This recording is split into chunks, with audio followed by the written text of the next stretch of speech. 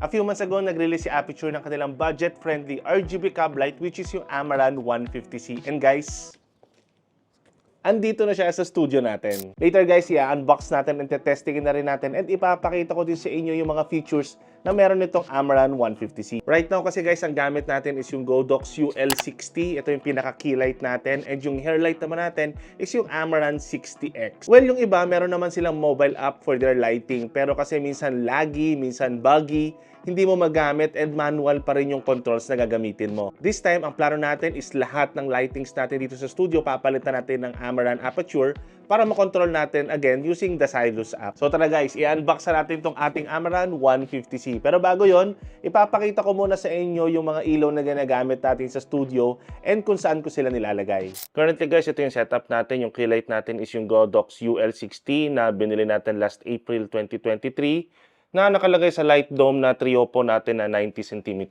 So nakalagay yung ating UL60 na Godox sa light stand. Yan yung itsura niyan guys. Yan. And then, ito kasi yung dito tayo nag-unboxing. Ito yung mesa na ginagamit natin every time na may issue-shoot tayo. Pag nasa studio ako, ito yung second monitor ko, hindi yung maliit. Pag may mga light shoot lang ako or mga overhead shoot, ito yung ginagamit ko, yung ating maliit na monitor na nandun sa ating A7C. Yung hair light naman natin guys, o yung fill light natin, nakalagay siya sa C-stand.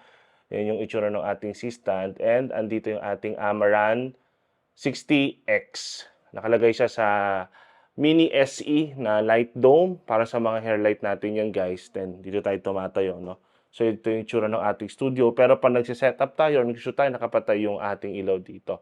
Itong dalawa lang yung gumagana. Maganda sana tong Godox UL60 kasi hindi siya maingay pag nagsushoot unlike yung mga ibang key light na binibenta sa market ngayon. Pero guys, medyo nahihirapan ako kasi gusto ko sana isang system na lang yung gamit ko and gusto ko magpalit ng Aputure or Amaran lahat ng lightings ko para yung Sidus Ink Up na lang yung gagamitin ko. Kita nyo naman guys, diba? Sealed na sealed yung ating Amaran 150C nung dineliver sa atin na nakalagay pa sa malaki at makapal nilang styrofoam. Well, ito na talaga yung pinaka-travel case ng ating Amaran 150C.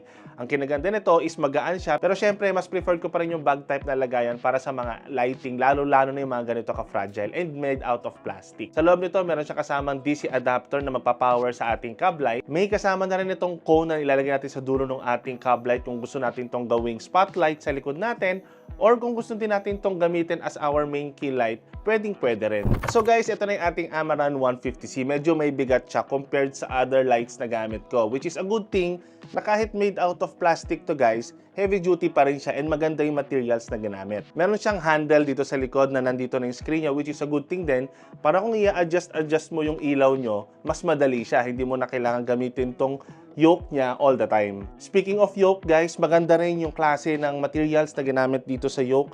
May force siya, hindi siya yung basta-basta lang na may ikot mo dito and mararamdaman mo talaga na hindi siya basta-basta magka-crack or masisira. Yung switch naman ito guys is nasa ilalim, so once i-on mo to, automatic lalabas na agad yung ilaw niya dito sa harap. Ngayon naman guys, inopen natin yung Sidus Link Up natin para mapakita ko sa yung convenience na makokontrol nyo yung lahat ng mga lightings nyo sa isang application lang. For example, itong Amaran 150C, ilalagay ko siya sa effect and kung makikita nyo guys, pag nilagay ko to sa paparazzi and then pinrest ko tong start, automatic, magpe-play agad yung ating Amaran 150C. Depende sa style na gagawin nyo dito. Pwede rin itong party lights, no? So, ipe-press ko lang din yung play and kung makikita nyo, nag-iiba yung kulay niya dito sa gilid. Ayan.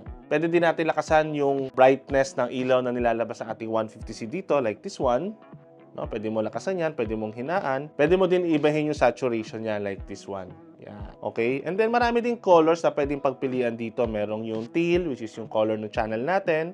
Meron ding red, meron blue, may light blue. So lahat yan guys, nakokontrol ko gamit yung mobile app ko na Sidus Link. Para ma-pair natin yung ating Amaran 150C sa Sidus app, kailangan lang natin i-press yung BT reset button dito and i-open natin yung app and then i-add natin yung scene and then i-click lang natin yung new fixtures. Pag-click natin ang new fixtures, lalabas agad yung ating Amaran 150C and kung makikita nyo, ang bilis lang niyang mag-connect sa ating mobile app. Kung nagtataka kayo guys kung bakit kailangan natin ng key light sa studio natin or every time nagbe-video tayo ng ganito, ng talking head video, ipapakita ko sa inyo guys yung importance ng key light, no? And yung importance din na meron kang softbox para hindi diretso sa mukha natin yung ilaw na nilalabas ng ating key light. So guys, ngayon ngayon, bukas yung key light, hair light, and yung mga practicals natin sa likod. Ngayon, papatayin ko yung key light, guys. Kung mapapansin nyo, guys, ibang-iba yung itsura natin ng may key light sa walang key light. Malaki talaga yung improvement ng mga videos kung meron kang key light na gamit, guys. Kasi softer ito compared sa mga fluorescent or mga ilaw na gamit natin sa bahay. So, tingnan nyo, guys, ito yung ating Godox ULC-ST. Gamit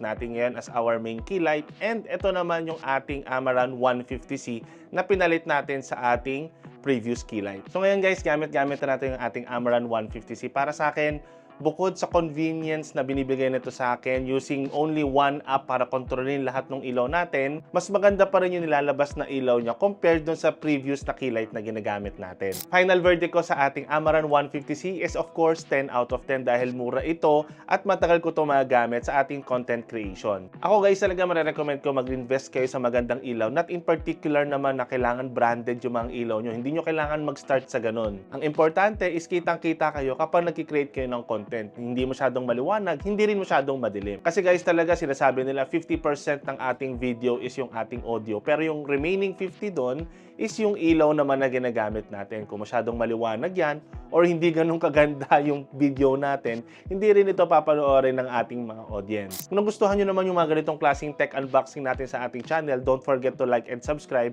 And kung may reaction kayo or may gusto kayong improvement, ilagay nyo lang sa comment section sa ibaba.